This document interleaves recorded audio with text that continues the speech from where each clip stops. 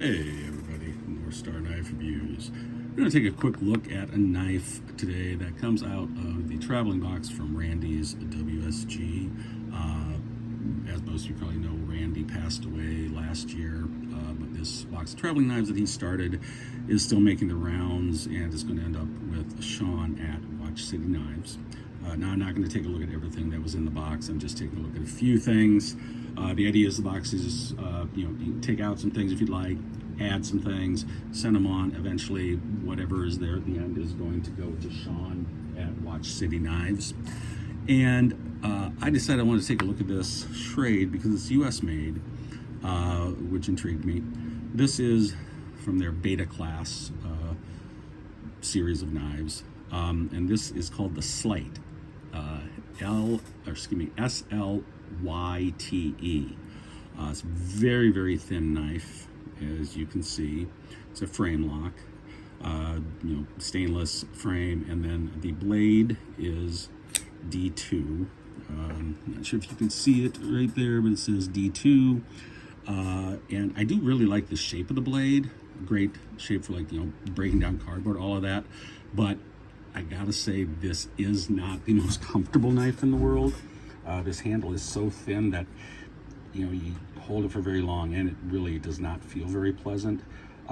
So that's kind of a bummer. But I really do like the blade. I just wish it was had a different handle material. It is on bearings, which kind of surprised me. I assumed it was a rough use knife, it'd be on washers, but it is on bearings.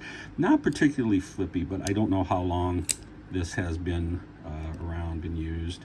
But yeah, the blade I really do like. Now, the thing is, if you really wanted to make a metal frame knife, you can do it with a much more comfortable handle. I'm just getting something out of my drawer here. This is SOG Aegis.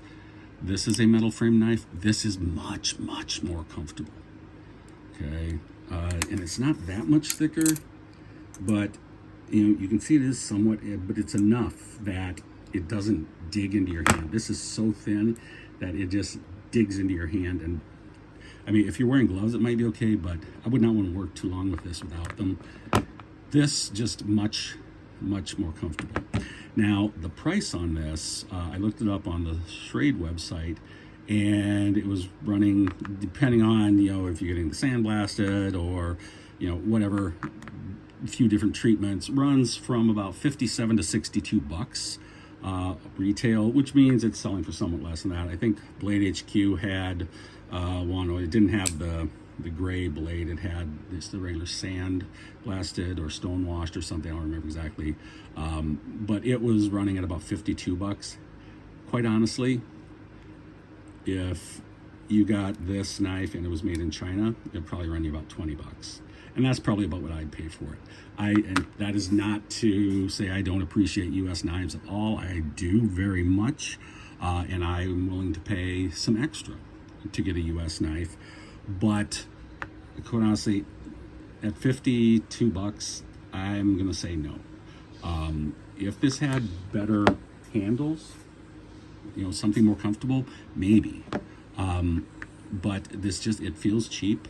Quite honestly, it's uncomfortable. I do still like the blade. Just put different handles on this, and I think you might have a winner. And then if you had some nice G10 handles or something with that blade, hey, maybe at 50 bucks for a US made knife, I would be willing to pay that. But as this is, I think it's just could have been done so much better. I mean, even this SOG, which runs less than $20, is much more comfortable. Now, this, of course, has like an 8CR, I believe. Blade doesn't say, but if I remember correctly, it's 8CR. So it is not going to hold up as long as this, but it just, for use, it feels so much better. Anyway, just want to get this one out there. I'm going to take a look at a few more of the knives in here as well, give you my thoughts on them. And I'll probably show you at least some of the stuff that I'm going to be throwing in at some point here over the next week or so. But, you guys have a great one. I'll catch you next time. Remembering Randy, take it easy.